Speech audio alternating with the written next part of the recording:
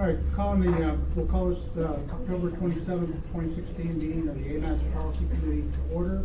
It is 1:30. Do a roll call. Mr. Peterson? Present. Mr. Wendleton? Here. Mayor's not here. Mike Abbott sitting in for the mayor. And Ms. Heil? Here. We have a quorum. Jody, will you give us the public involvement announcements? Yes, all AMATS meetings are public meetings and the public is invited to comment. If we have a business item, we will have a presentation by staff or a consultant, and then the committee will be given a chance to discuss the item first. At that point, the public will be invited to comment, and then the matter will rest with the committee. Thank you. Do we have an approved agenda? Second. I would like to propose moving the public participation plan update to next month's meeting. The AMAT public participation plan comment response table, and it was not posted at the same time.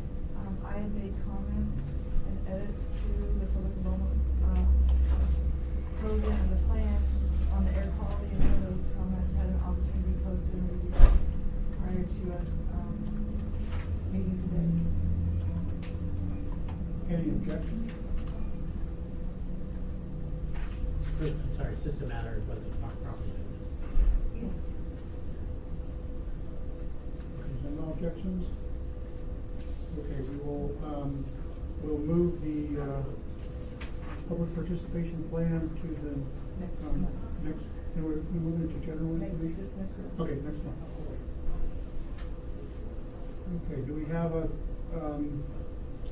approved agenda then? Moved by, Me. And second. okay. Do you have any other changes? Okay, any objections? Okay, the agenda is approved. Okay, we have before us the meeting minutes from July 28th, 2016 for approval. Do we have a motion? Move approved? Second. Any changes or discussions? Hearing none, any objections? Okay, hearing none, the July 28th meeting minutes are approved. We also have before us the meeting minutes from August 25th, 2016 for approval. Do we have a motion? Move to approve? Second. Any changes or discussions? Seeing none, any objections? Hearing none, the August 25th meeting minutes are approved. Okay, moving on to item 5A, the 2040 Transportation Plan Resolution. Jody, will you be presenting? I will not be presenting, but Vivian Underwood is here to present on that. Thank you. Thank you, Mr. Chair. For this item, you have a memo and a memo addendum and a resolution, a draft resolution for your consideration. You all probably know that the Metropolitan Transportation Plan is one of the three primary plans that AMATS produces in order to receive and expend federal funds. It's to be updated every 4 years. The last one was done, the interim 2035 was adopted on November 19th, 2015. So the next one will be due that same date in 2019. Just to update you on where we are in this project, the last time we gave you an update was March 24th, and we took 2 months to add some money back into the budget.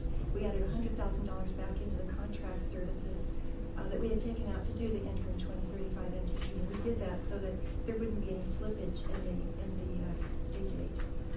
So that took 2 months, and then we went straight to purchasing with the RFP, and we've gone through the consultant selection process. The contract came before the assembly on October 18th. Mr. Flynn had it pulled because he did have some questions. He wanted to add some language tying the deliverables to the reimbursements. So I'm not exactly sure where we are in that. I'm hoping it's going to get approved on the contract on November the 1st. So they'll be voted on that. I'm sorry he's not here today I think surely he'll be here later, perhaps. He will not be here today. Oh, he will not? Okay, that's too bad, okay. So, but in the meantime, we're not waiting for the contractor to be on board to get started with the project, and this resolution is part of what we're doing. The purpose of the resolution is to just make sure that we're all on board with some basic assumptions. And it's not meant to be all-inclusive, it's not meant to be particularly detailed, but it gives a general overview of what we're all assuming is going to be done. And Ms. Heil yesterday met with Mr. Kemp and Aaron Noganelin to go over the resolution, and so your addendum includes some requested revisions to the resolution that proposed resolution. So the heart of the resolution is actually the bullet points that are bolded there. And I can go through them, or if you've already had a chance to read the resolution, we could just go straight to comments, and I can specifically address Ms. Heil's recommended changes, which staff, by the way, does recommend. And we are asking that the policy committee review the resolution and make any recommendations for edits and approve if you desire. So any comments or? So this is for comments on the resolution? Yes. And so looking at this, I guess the 5A addendum, these would be, We have to make a motion to edit, to add them in. okay, I just, I want to see. You know, I'm not, because I don't think I'm getting emails to these meetings, so I knew there's a meeting, and I didn't get to talk to this beforehand, and I didn't see all this code. No, they weren't, that's because they came in as comments when we were talking about this. Okay, but there, so I'm a little behind, so I just want to make sure I know what I'm looking at here. So these would be, these whereases would be added to this. We'd have to make a motion. Okay, you do that. Okay, are we at the motion stage or not? We're in information. Okay, good. Okay. So we still have Connect Our Crossing out there. I thought that they took the signs off the building and moved on and it's over. Anything can happen.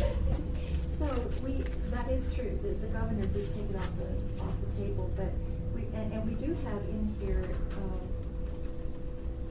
a reference to a resolution that was passed by the policy committee on the Kindergarten crossing. The thing is, we still have to work with DOT to see exactly where that project stands over the next 20 years. The horizon year is a 20-year time frame, so we just don't know. We have to confirm that with DOT and PF. Doesn't it go the other direction? They have to confirm that for this committee? Because it's part of. Well, it is originally a significant project, and we just need some guidance from DOT and PF on what to expect over the next 20 years. But yes, the AMATS Policy Committee has directed that the plan incorporate our reservations regarding the need, impact, and cost of the KAC. And that the next planning process, the one that we're talking about now, will incorporate those concerns. And that will be one of those concerns we've got, Right. So since it was in a previous version of the document, it'll, it's around. We cannot ignore its possibility, but the policy committee has done everything it can up to this point to sort of foreshadow its, or at least describe the starting place for the policy committee's attitude towards that project.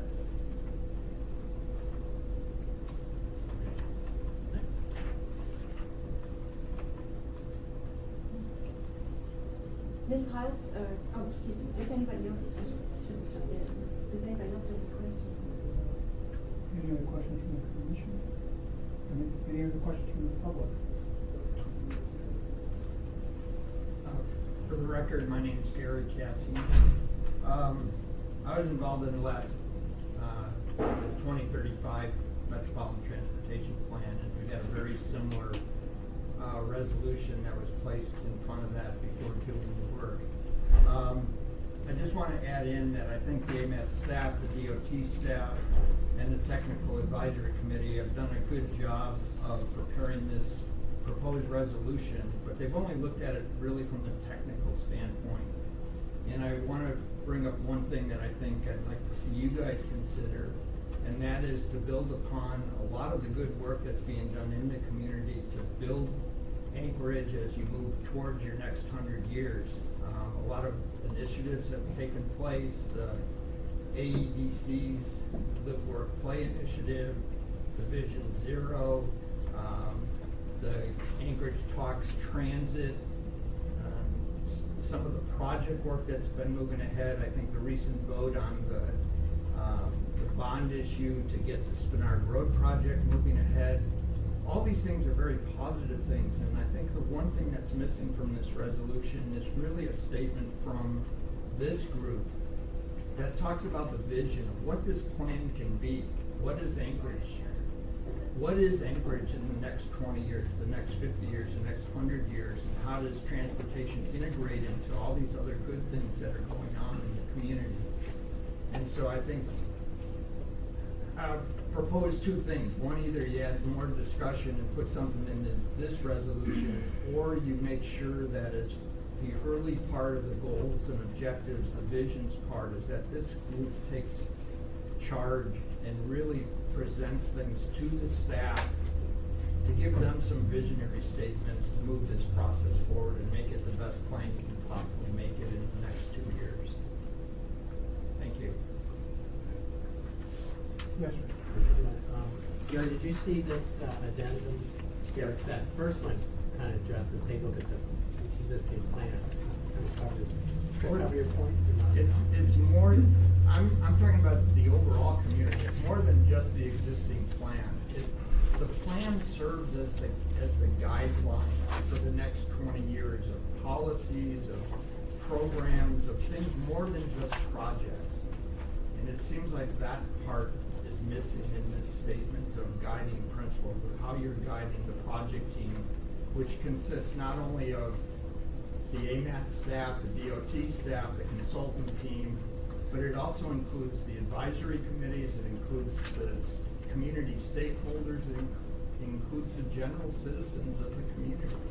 I think all of those things need to be really brought into this as a holistic package, a holistic look at how transportation blends into the fabric of the whole community. Well, if I may, through the chair, that's a good point. One of the deliverables is a public involvement plan for this project that will address how we're going to include all major stakeholders. And that's a good point. And also a project management plan.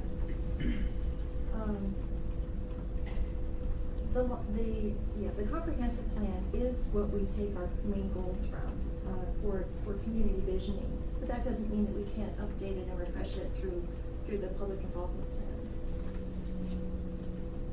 Any other comments from the public? From the committee? Yes, sir. Getting to that, so this first revised whereas basically says you look at the 2035 MTP and the goals and so on from that, we'll generally move forward. But then we'll look at more recent plans. My understanding of the wording here, but those goals will not be changed beyond minor edits as appropriate. I'll confuse. The reason, what needs to be decided is this an update or is this a new MTP? And the difference between an MTP and an update is usually a brand new MTP starts with a whole clean slate and you set up all your new goals, your new objectives and all this kind of stuff. If that's the intent, then we should be clear about that. But it was my impression that this is an update, and so we should be clear that we're trying to keep the main goals and objectives the same, except give some latitude that if the comp plan changes, we should update it to the comp plan. Where Gary's suggestion is maybe we should add another whereas that says that directing staff to look at other types of plans beyond the comp plan to see if there's anything that should be incorporated into this MTP during this updating process. So not just look at the comp plan, but kind of look at these other documents and other items that are being happening throughout the community. Which I think is I think it's a very good comment and should be seriously considered. The comp plan you take inclusively, right? I'll say district plan's part of it. Well, They're all just part of say it. some generic things saying, look at, in addition to the comprehensive, the formal comprehensive plan, look at other, either whereas you're working on the public involvement plan, but you look at and consider the other plans that have been, finished and developed within a reasonable time period. The last time, excuse me, through the chair, the last time we did a real wholesale update to the long-range transportation plan was the first time we used consulting services in 2005 for the 2025 long-range transportation plan. And that was the first time that we had had a chance to look at the transportation plan with the 2001 comprehensive plan. It's all new goals, and it's been, what, 15, 16 years now. So it doesn't hurt to look at that. I would like to say, though, that process, the goals and objectives took an inordinate amount of time from the remaining part of the contract. We had to add money back into the contract twice because it took about a year, if I'm not mistaken, to get to that point where we could move on to other steps. So we just need to be careful that we don't let that overtake the rest of the important work that has to be done with this plan. And that was the intent of this, whereas, was to say, we're gonna keep our goals and objectives, but it doesn't hurt to look at the other plans. That doesn't mean you're changing your goals and objectives, but you can look at other plans, what, has been suggested in order to make a really good update. But the idea is to keep your, so you don't get down that rabbit trail of all of a sudden you just get wrapped up in goals and objectives, unless that's the intent, and I don't think that's the intent. At some point, the policy committee is going to need to say, no, we're going to not do an update, we're gonna do a whole new MTP, we're gonna relook at all of the goals and objectives. And you wanna do that at a time frame where you have more time. You say that, you kinda start that before you even, cause it does, like Debbie said, it took a tremendous amount of time, you have to budget for it and all that. And when was that last time? Well, in 2025, it was adopted. That was the first time that we looked at the comprehensive plan that was adopted in 2001, Anchorage 2020. But we did do an update to goals and objectives when we did the Chicken and Eagle River combo, when we did the first one. And that was just 5 years ago. okay. Right, but that more like aligned them right into one. They combined the two into one. I don't think we did that step of going back out to the community and doing this. There was still quite a bit of goals and objective work.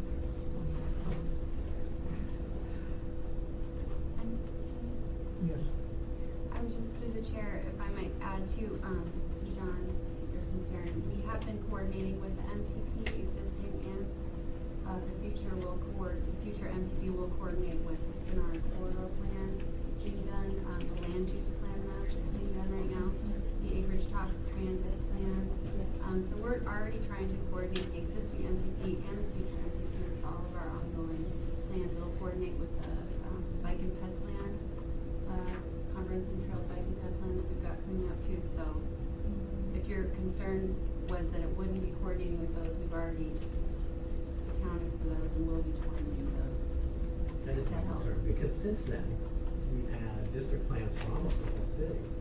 Plus the bike ped plan, plus the corridor plan, and so on, so there is a lot more. Whether you want, as a policy committee wants to have it put specifically in a resolution that directs staff to ensure that we do that. That's what I believe Gary Caspian's comment was that in his opinion, he feels that it should be formalized in the resolution to look at all those things. Well, through the chair, I'm sorry, the RFP does require the consultant to look, there's an exhaustive list of all the plans to look at, including the neighborhood plans, the land use plan update, the bike and ped plans. I think we did mention Vision Zero, the ITS architecture, the congestion management process update, all these other plans that we have done. And I guess you're at a disadvantage because you don't have the RFP in front of you, or the copy of the contract, but it does require which goes in the scope of work from the RFP. So, but this this is very important, the land use plan supplement to Anchorage 2020. That is going to modify some of the original goals and objectives of the comprehensive plan. It's going to refine them, so it's very important that we coordinate this plan with those efforts. And that is a targeted, update to the comprehensive plan, and it has to be seen as such. So we have to come along with that, and we have to take it into consideration. Okay. So if I'm understanding this right, we already have an RFP that does require that plan to be looked at. Oh, yes. All the plans to be looked at. Right. So is there any other comments from the public or the committee? I think I'm good, so we need a motion on these. We need a first motion so that. I'll move to adopt the 2040 Metropolitan Transportation Plan resolution as presented, item 5A. Second. Any objections? Well, we Mr. have Chairman, to- I further move that we amend the memo to include addendum 5A as described in the document from Vivian Underwood to the policy committee dated 27 October.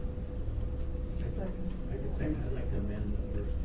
Yeah, that's all, let's just propose, then we discuss and make amendments. There can be further amendments. Yeah. We Now- did it now it's on the We want to table. vote, so we want to vote. We need to vote on the amendment. There's one amendment on the floor before us right now, so.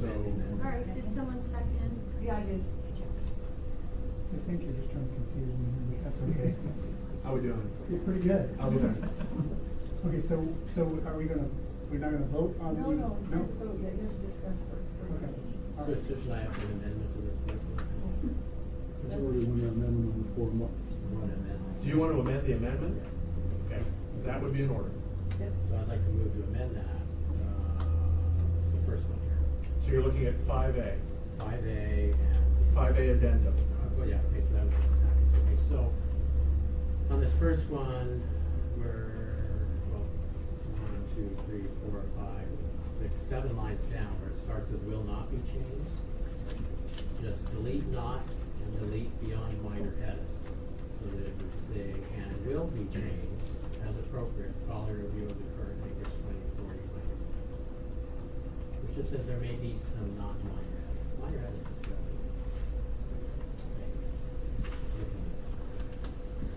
I'll second for the purposes of discussion. And I then would appreciate the staff's input on that amendment. So I think I'm looking at Vivian or Joe. Thank you. Well, through the chair, I probably should defer to Ms. Ryle on this, because it was her recommendation.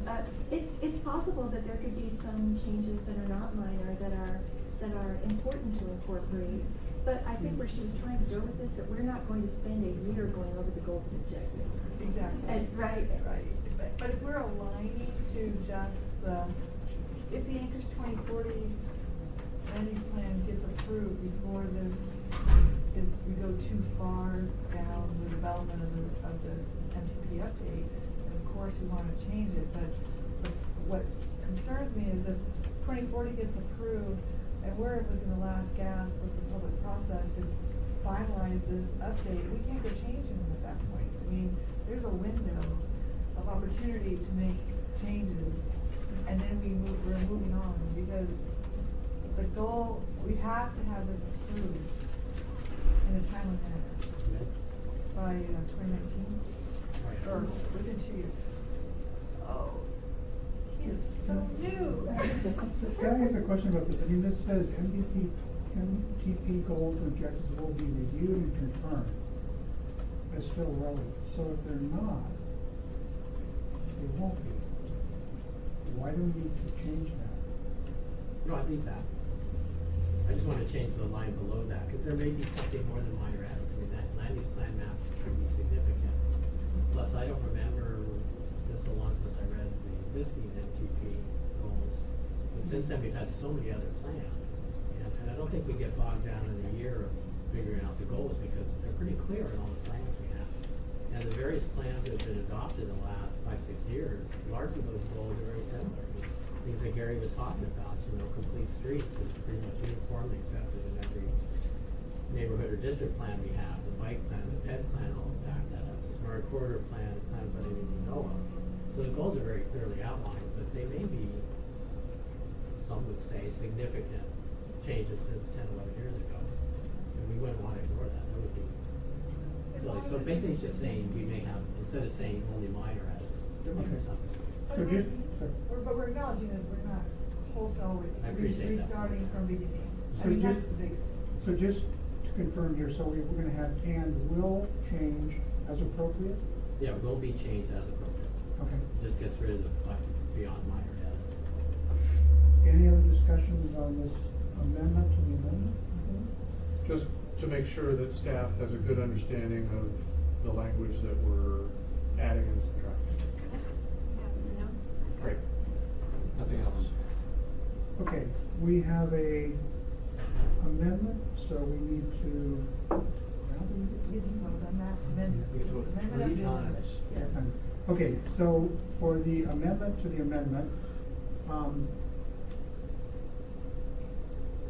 can we have a motion? Right, you have. Sorry? John did that. Okay, Call the question. so, call the question. Are there any, thank you. Are there any objections? Hearing none, okay. Now, the main amendment is before us. Okay, the amendment is before us. Is to incorporate these two, which is the revised, whereas, the first revised whereas, and then the adding the new whereas. Okay, what she said. So you just call the question, is there anybody, for Is discussion, there any is there any objection? any other edits? Seeing none, can we? You've got all the motions you need, Now you boss. call the vote. Okay, vote. So we're voting on this, On it's including already been five. amended, the amended, The amended amendment. Right. We're The motion is amended. right, right, 5A, we're voting to include 5A into the resolution. As amended. 5A is amended, right? Right. Okay. There you go. Now, you're ready to vote on the main motion, which is to incorporate the finalize the the resolution on key assumptions and parameters. You're getting there. Yeah. I promise you're almost done. Can we move and second on this one? We did. Oh, you already did? Yeah. Okay, are there any objections to approving the motion? Hearing none, the motion is approved. Not a resolution. Okay, There you go. so now we do the resolution? No, you did. Yep, you're all done. I do have a question, Okay. too, a little bit unrelated, but if this is guidance for the process, it's MDP, right? But the RFP's already gone out, it seems like this should. It's a little late, yeah. It happened a year ago. Okay, Joni, are there any other action items? No, that is the one action item on the approved agenda. Okay, so moving on to agenda item 6A, freight mobility study. Joni? So Teresa Brewer, our senior planner. And our consultant Lori Cummings with HDR. We've been moving forward with our freight mobility study, and we'd like to bring you an update.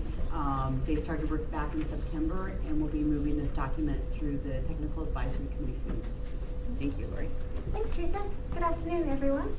We just wanted to give you a short update today about the progress that we've made on the freight mobility study. We'll probably give you a more detailed presentation when the plans become before this body for adoption, and that will happen either later this year or very early in 2017. The plan was approved by the Freight Advisory Committee yesterday to advance to the next Technical Advisory Committee meeting. So over the past year, we have been working on this freight plan very actively with the freight community to try and come up with that long-range vision for freight transportation in Anchorage. And we took a multimodal approach to freight in Anchorage. We looked at trucking, aviation, rail, the port, pipeline, to get a better understanding of freight and the freight needs. So we started off with a visioning process to identify the vision, goals, and objectives for what freight should be like in Anchorage. And we came up with a vision statement that said, Anchorage has a highly mobile, safe, and efficient freight delivery system that provides safe, cost-effective, sustainable, secure, and reliable freight mobility and supports job creation, economic growth, and promotes improved quality of life for the area's residents. We have a big vision, very inclusive, but we wanted it to be very focused on freight as well. And so we developed a series of 5 goals that really looked at how can freight achieve this vision and fit in with the larger transportation system. So throughout that process, we also did a data collection effort to learn more about what freight moves into the Anchorage area, what freight goes out, what mode, what value, to understand really what freight movement is like in the city. And we did a series of stakeholder interviews with different modes, different trucking companies, to try and get a better understanding of what their needs are now and in the future for the transportation system. We asked them questions like, what is their vision? What could they change? What problems do they encounter today? To kind of give us that insider knowledge of how do they interact with the system. So we also did an issues and trends analysis to figure out what are these issues, what do we have now, what do we need to look for in 2035, to figure out what do we need to figure out how to address over the next coming years. We did a freight forecast to figure out what freight volumes are today, where's goods moving to and from, but also what is that going to be like in 2035. Are we going to see the same patterns, or are we going to see different patterns? And it turns out, yeah, there's a lot of similarities, but there's also some changes as different areas grow, as industrial lands develop in certain parts of the city, because a lot of the existing areas are already developed. So that will have some changes to the traffic patterns. We also did a SWOT analysis for freight in Anchorage, and we found that there's a lot of strengths that we have. We have a very active freight advisory committee to provide input to AMATS on freight committee or freight decisions. We have a very good relationship between the railroad, the airport, DOT, the port, and they really work together to make a robust system. There's also a few weaknesses. Like as I mentioned, there's limits to the amount of industrial land that's available. We have natural growth boundaries. We're probably not going to build in the river or in the water anytime soon. So that does have an impact on our transportation system. We also have some opportunities. You know, we have the port modernization project going on. And we have a lot of industrial zone land elsewhere in the municipality that's maybe not in the goal, which is a good opportunity for the future. We also have a few threats. There's always the pending possibility of an earthquake or another type of natural disaster. We have some right-of-way issues that could potentially encroach on the railroad and other facilities. So some of those things need to be addressed for the long-term freight system. We identified a series of performance measures looking at how can we quantify the impact or the effectiveness of the freight system. Includes things like truck travel time, truck delays, so we can measure how well freight is able to move through the system. We developed a series of policies and project recommendations. So we took a look at these project and policy recommendations, and we prioritized them. We identified, are they a low priority, medium, or high priority, as well as what time frame do we need that need in. Is it something we need in the short term, or is it a longer term need that we know we just need to be working for today? Then we also developed an implementation plan, because all good plans think about what happens after the plan is developed. How are we going to implement these changes and policies that we've identified here? And there we focused on 3 areas. And it was funding, identifying and working with the different funding sources that are available to the various transportation agencies. Education. A lot of it relies on workforce education, agency education, as well as community education to make sure that everybody understands and is working with the freight system. And having an element of planning.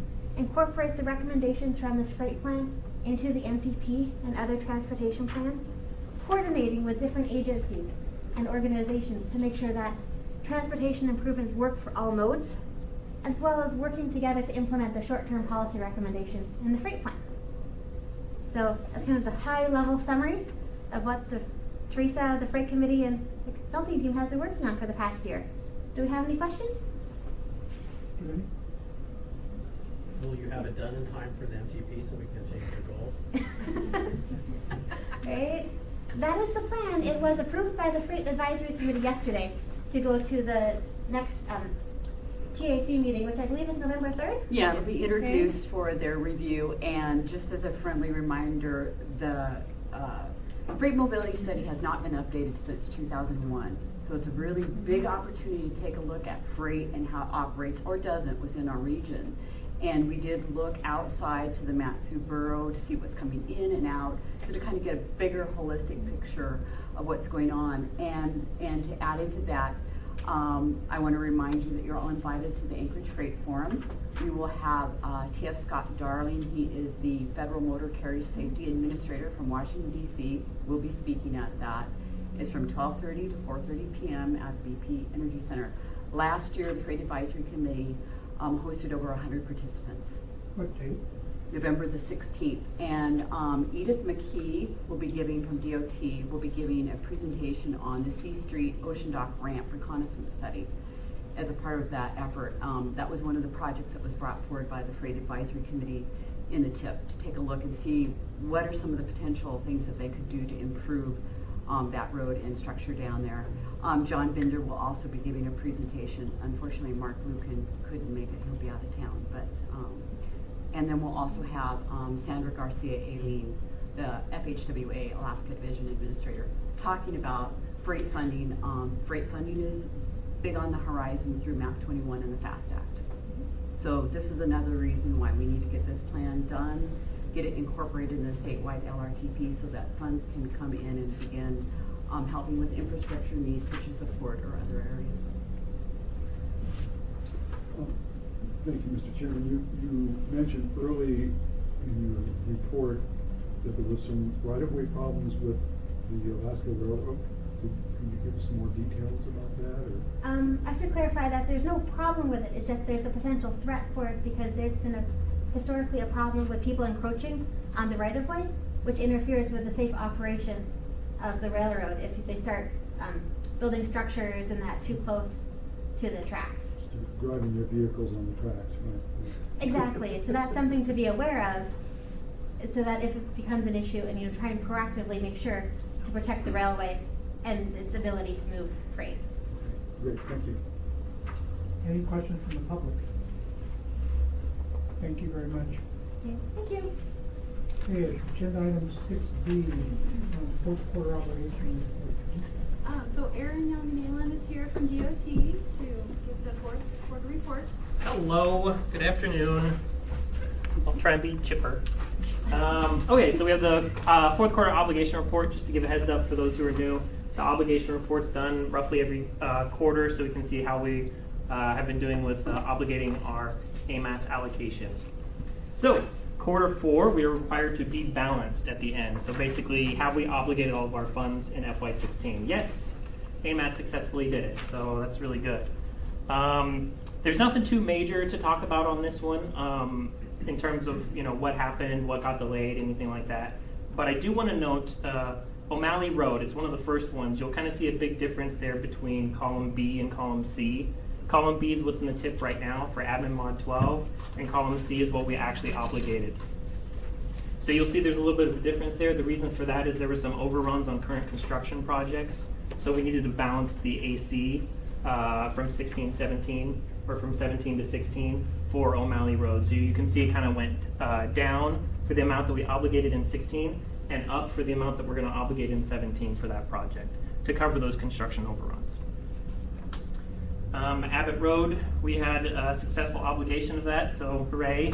The Minnesota Drive Mobility Safety Study, we did obligate that, and I believe we're done with that project. We're done with that report, so make sure you guys see it. I think everyone has seen it, but if you haven't, let me know and I can get you a copy of that. The C Street Ocean Dock Road Reconnaissance Study, Teresa Brewer just talked about that, so that's moving forward, which is really exciting.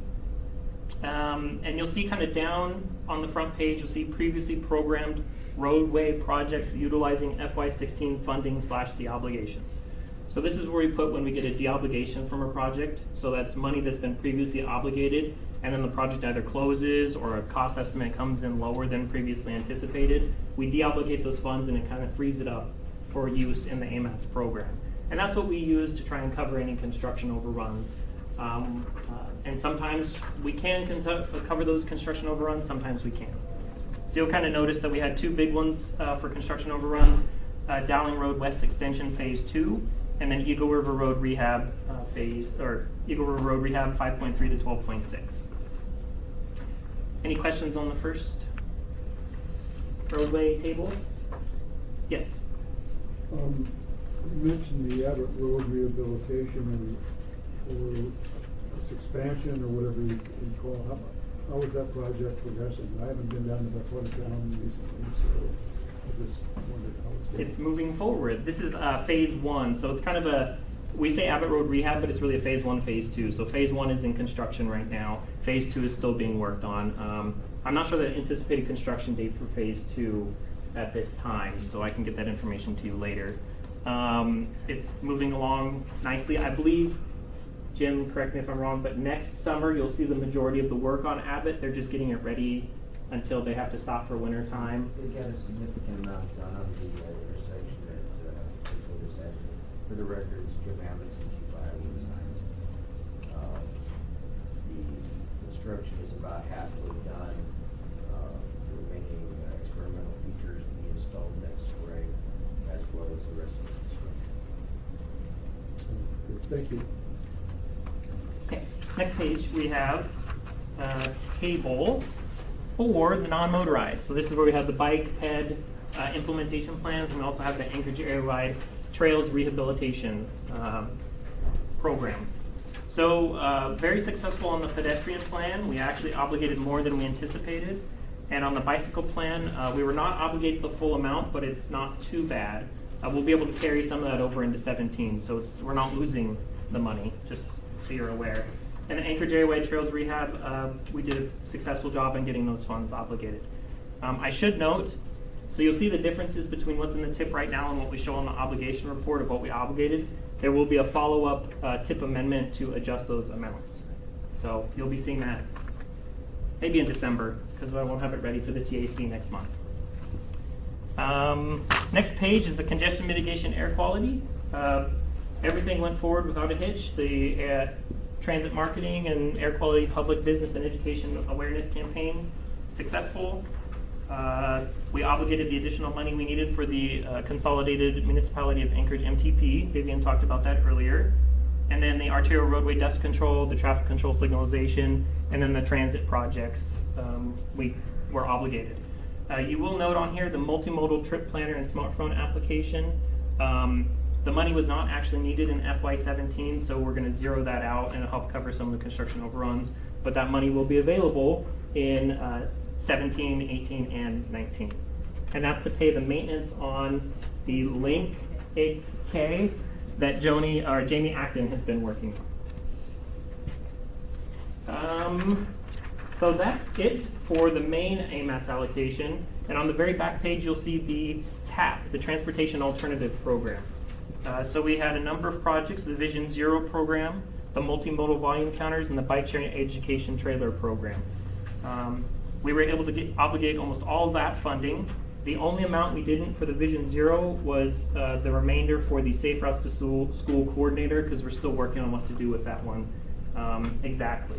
So I just want to give you an update. We were able to obligate all the funds, so none of the FY13 funds expired. So we got the 13 and some of the 14 obligated. That was a big job, so thank you. You're welcome. Yes, thank you for your help, Joni, and everyone else. So, Question from the committee? Question from the public? Thanks, Aaron. thank you. So moving on to agenda item 6C, the air quality trends report, Joni? So we have got Christopher Salerno here with the MOA Health Department to give a presentation.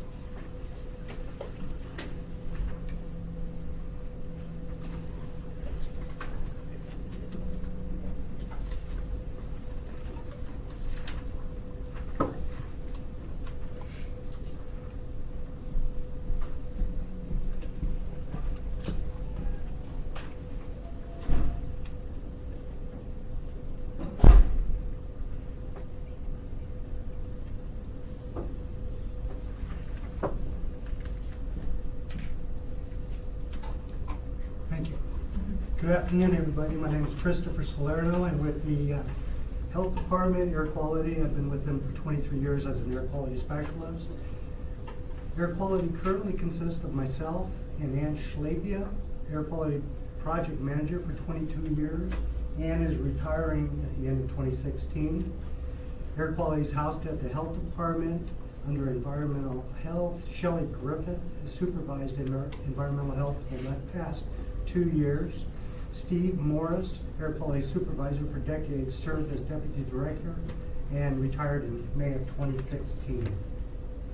And thank you for allowing me to this opportunity to present the 2016 Air Quality Trends Report. This presentation will take about 20 minutes. Briefly, I'll summarize which pollutants we currently monitor and at which locations, the levels we've seen recently and how they compare with prior years, and whether we're safe from a health and regulatory standpoint. I'll give an air quality program update and priorities for the 2017 air quality program. The Clean Air Act requires EPA to set standards for certain pollutants known to be hazardous to human health. EPA has identified and set standards for 6 pollutants. We call these the criteria pollutants, and the standards for these are called the NAAQS, or National Ambient Air Quality Standard. Criteria pollutant limits are based on health risks, and the standards are re-examined every 5 years based on the most current health studies. Pollutants other than these are generally controlled at the source by permit. Examples are power generation plants or mines. Locally, ADEC is responsible for permitting such large facilities. The first 6 on this list are considered the criteria pollutants. See the 3 criteria pollutants: lead, ozone, NOx, and SOx. All have been studied in Anchorage and have been found to be a non-issue. And I'll touch on air toxics also. The form of the standard is very important for compliance, but primarily because standards are set to protect public health, especially the health-sensitive populations such as asthmatics, children, and the elderly. We picture kids as suffering from poor air, but lung capacity and efficiency both decline with age, so air quality is important to our growing senior population. Limits are set according to time of exposure. For example, CO standards are based on an 8-hour moving average, which may only be exceeded 1 time per year. The second would be a violation. Compared to PM10, this standard is a 24-hour average, midnight to midnight, not to be exceeded more than 3 times in 3 consecutive years. Pollutants of importance to Anchorage are CO, PM10, and 2.5, and air toxics are not criteria pollutants. However, they are mutagenic, some are mutagenic and carcinogenic, and they have been the emphasis of many studies over the years in Anchorage.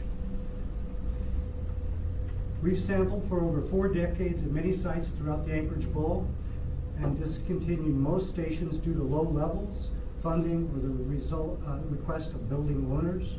Here are the current Anchorage monitoring sites: Garden, Parkgate, and Laurel. Garden is in the Airport Heights neighborhood since 1979, currently monitoring for PM10, 2.5, and CO. We have monitored for ozone and air toxics at that location.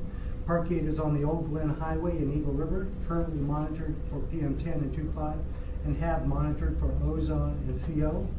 And Laurel is our maximum PM10 exposure site on Tudor Road near Lake Otis. It was moved to this location in May of 2015. Our old max exposure site from 1999 to 2014 was located at Trouserdale, approximately a quarter-mile east of the new site. Here are photos of our particulate, pollen, and met station equipment on the Garden rooftop monitoring site. From 2010 through 2015, DHHS air quality sampled and reported the pollen mold levels in Anchorage. In 2016, we trained local allergists for pollen monitoring, counting, and reporting, and gave the sampling and lab equipment to them. Carbon monoxide is a pollutant of concern in Anchorage. This is a view of this Garden CO room with our trace level CO analyzer, calibration tanks, and data collection system. In Anchorage, we see high levels of CO during cold months, primarily from cold starting of vehicles parked outdoors overnight. Neighborhoods where many cars are parked outdoors often have the highest CO levels, even higher than busy intersections where traffic volume is low. Improved vehicle technology has reduced CO pollution. Our last violation was in 1996. EPA classifies Anchorage as a limited maintenance area for CO. This requires monitoring until July of 2024 and continues the commitment to primary control measures such as the Air Quality Public Awareness Program, which is the Plug at 20 and the Bike to Work Anchorage programs, as well as transit marketing, carpooling, and van pooling. Limited maintenance areas are not required to perform air quality modeling for transportation plans, which is quite a savings for the staff time and funds. Carbon monoxide has been on a steady decline as motor vehicle emission systems improved and citywide fleet is updated. MOA has discontinued all but one CO site. The neighborhood garden site is representative of the Anchorage Bowl, and we're well below the federal standards. The Plug at 20 program has also contributed to decreases in CO levels. This is a CMAQ project funded by AMATS, required as control measures in the SIP and the LMP. Though we don't have a subsidized block heater program anymore, we promote their use with ads reminding motorists to look for block heaters when buying vehicles, and we continue to distribute programmable timers. Let's review particulate matter. PM10 versus PM2.5. These particles differ in size, source, composition, and health effects. All particulate matter smaller than 10 microns can pass through the nose and throat and enter the lungs. PM10 is approximately a seventh the diameter of a human hair.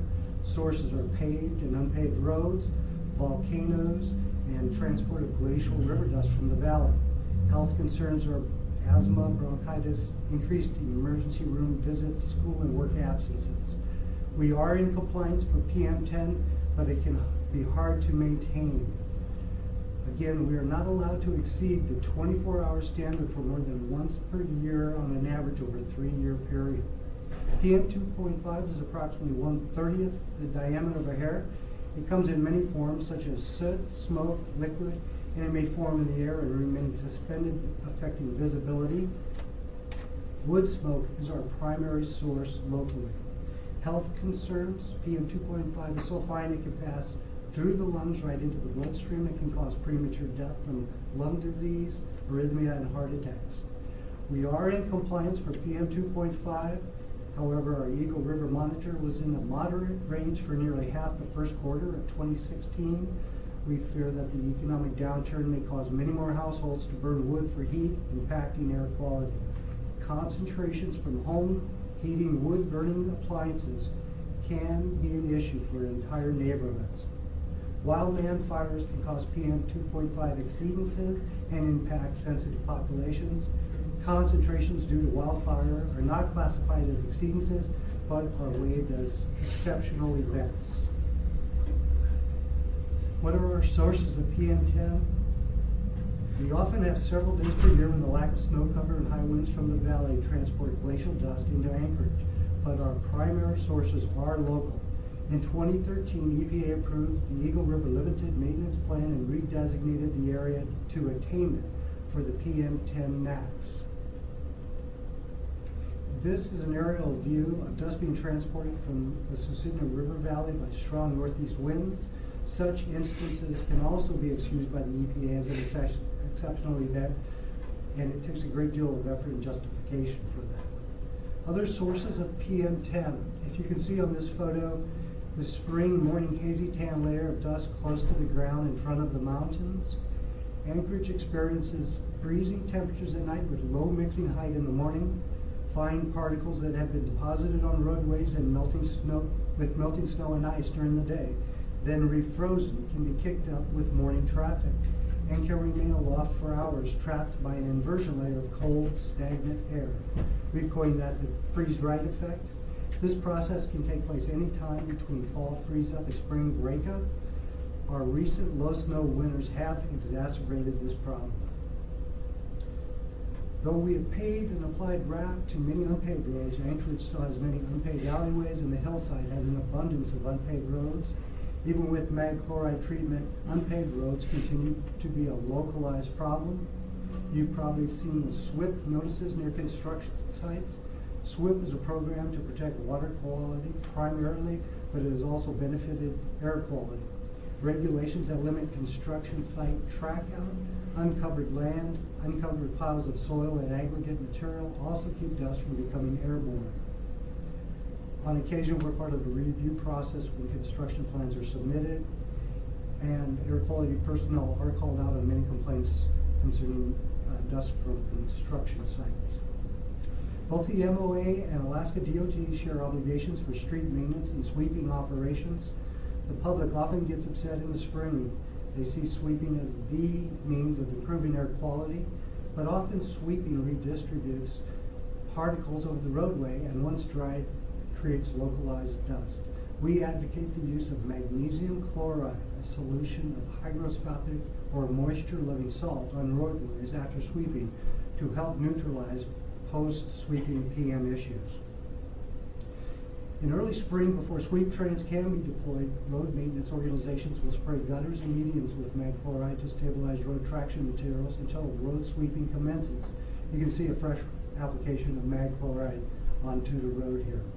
Also, the municipality and state use magnesium chloride de-icer in lieu of road sand when appropriate. This practice has helped reduce the amount of sand applied to roadways over the course of the winter, which helps reduce PM levels during breakup. Air quality in streets have improved communications via a morning dust report and the use of ADEC's phone app for accessing near real-time PM concentrations. This information about localized dust helps us and road maintenance staff determine when and where to use magnesium chloride. Magnesium chloride is expensive and should be used judiciously. This image depicts the 24-hour concentrations at our local Laurel and Tudor Road site in late fall 2015. The blue line is from November 12th. We had peaks corresponding to the morning and evening commute times. The next day, the pink line, we saw conditions aligned for high PM10. A strong inversion layer, it was dry, the temperatures were cold in the single digits, and a lack of snow on roadways. As concentrations increased in the morning to the hazardous levels, air quality sent out a dust report to road maintenance organizations. Our road crews quickly equipped trucks for a mag chloride application run. You can see a precipitous decline in PM10 concentrations after application of mag chloride midday. Mag chloride is our silver bullet. We highly recommend funding continue for mag chloride liquid in its application, which is currently received by street maintenance. AMATS provides funds to the air quality program to coordinate application at the right time with street organizations. This graph shows 15 years of PM10 trends at Eagle River. Those are the gray bars, and Tudor Road, the blue bars. See the first and second highest concentrations at those sites. The hollow red bars indicate that EPA designated these concentrations as resulting from exceptional events. The solid red bars indicate those considered exceedances of the standard. As you can see, 2013 and 14 were high PM10 years, mainly due to the lack of snow cover in midwinter. We also had issues acquiring and applying mag chloride. We were within a day of violating the NACs in 2013-14. It was only due to a rounding of decimals that we avoided a violation, our fourth exceedance within 3 years. Our Tudor Road site was raised shortly after wiping the exceedance slate clean for the new Laurel site. This type of perfect storm is likely to reoccur. If preventative measures are not taken and violation occurs, a new air quality plan will have to be written, including conformity requirements and years of monitoring. Non-attainment status is expensive and onerous for the municipality and the state. PM 2.5. Smoke from outdoor wood boilers is a real PM 2.5 concern for Anchorage and many northern cities. We have regulations strictly limiting siting, equipment type, and opacity levels for these heaters. We have a revised Anchorage air quality ordinance in legal review.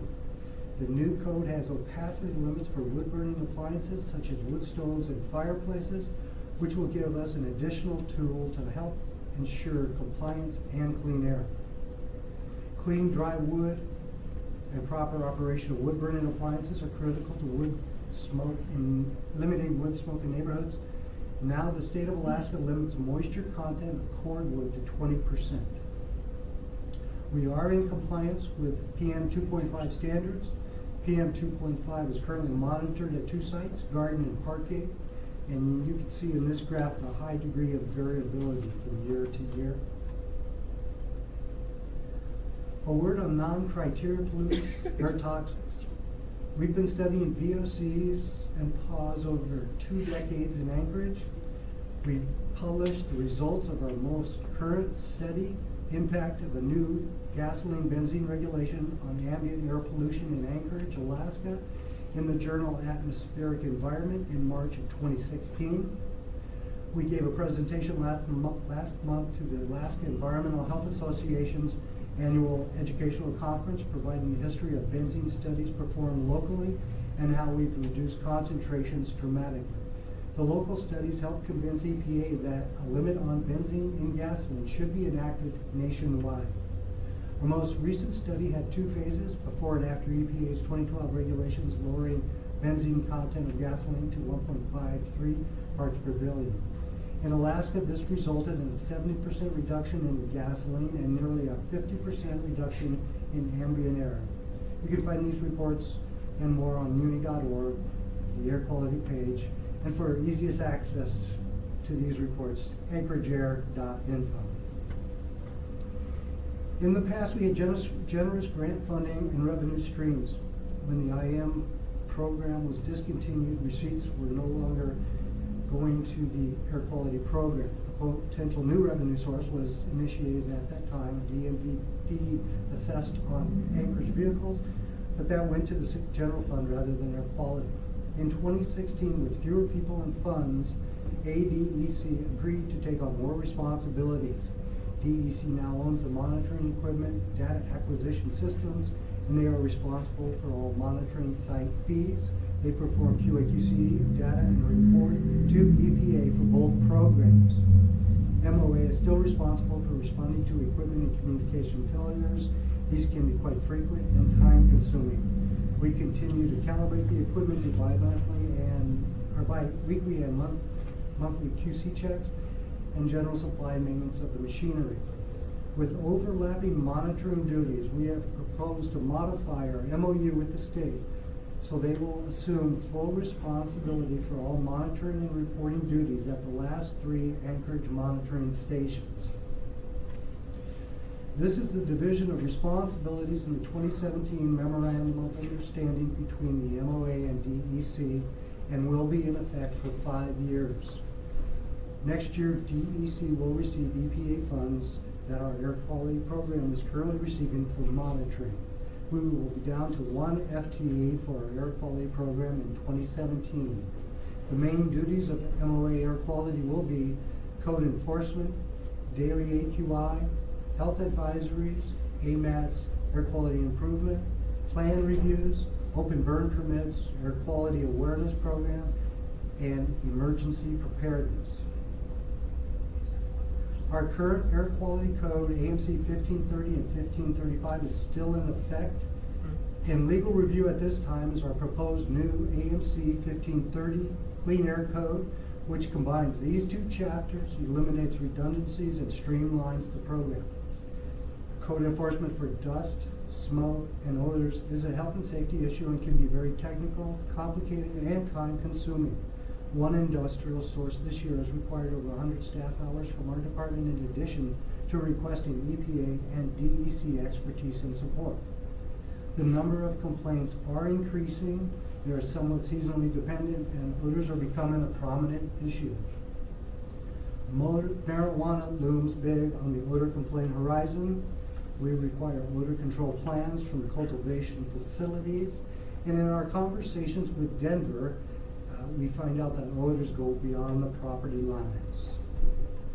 Currently, the air quality program handles permitting of open burns within the municipality for the Anchorage Fire Department, Ted Stevens, Jay Bear, and several others, and 2 permits for local stationary sources.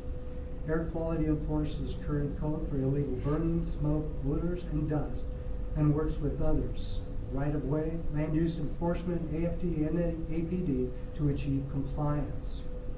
Next year, conformity determinations for the MTP will be required. We will continue a daily AQI report and when necessary, issue air health advisories. We will continue responding to information inquiries from the public. In the spring, we will mail out 150 letters to contractors, owners and managers of large parking lots and lawn maintenance businesses with code reminders and recommendations for dust control, air quality. We'll continue to assist MOA and Alaska DOT street maintenance by evaluating local roads and providing daily AQI dust advisories when needed. We recommend application of mag chloride if we believe elevated levels of PM10 will become unhealthy and threaten a violation of the NACs. Additional responsibilities may expand to include noise permits and code enforcement and pool inspections. We are planning for the air quality public awareness program to continue in 2017. This is financed by CMAQ grant through Alaska DOT. The best known campaigns are Bike to Work and Plug at 20. We're hoping to replace the person who coordinates these programs at DHHS because we feel it's the right place to administer them through the air quality program and the health department. And thank you for listening. Are there any questions? So when we have a fire, forest fire, like McHugh Creek, we could go over the limits of the PM10 just like that. PM 2.5, yes, sir. So we're doomed, right? Those type of events can be, or are exceptional events. EPA will just write those off our ledger for exceedances or violations. If we turn in the big thick report They for can. each one. Yes, it can be very onerous to justify.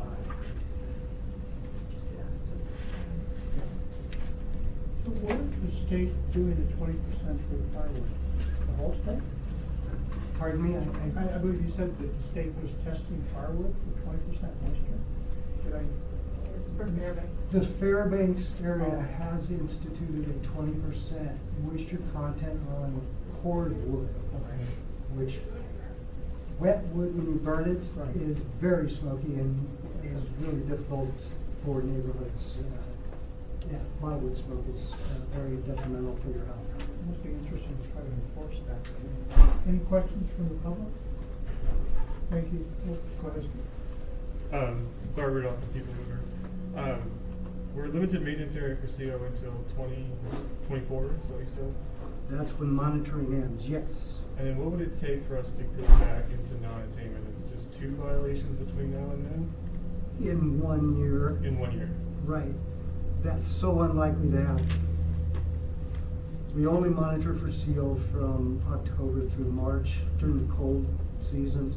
And with Plug at 20 program and the, again, the upgraded in fleets for the municipality and the pollution control systems on automobiles, we will not have a problem.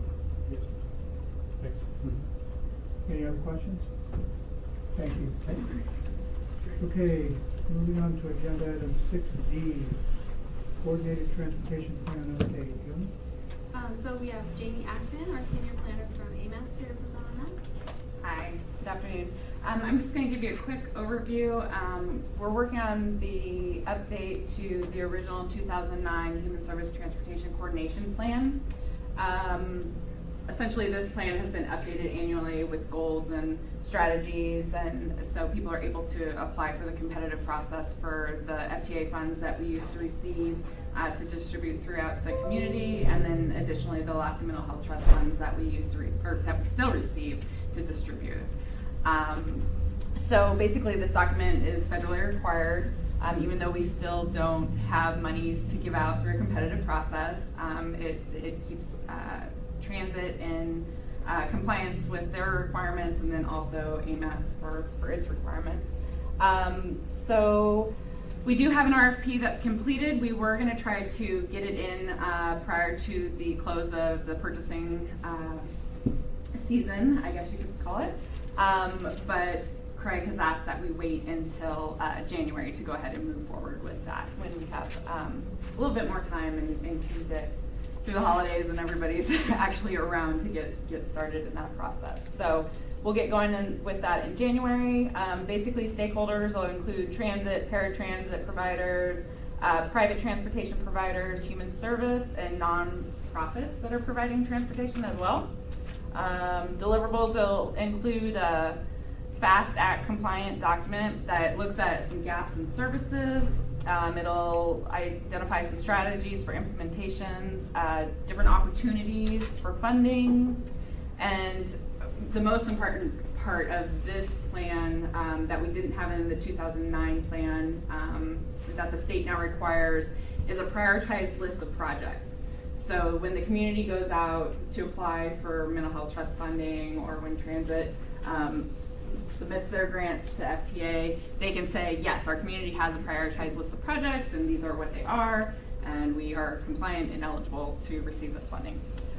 So that's pretty much the plan update in a quick 2-minute summary. And it'll be coming to you guys for ultimately adoption and be ready to go out on the street. So anybody have any questions about the coordinated plan update?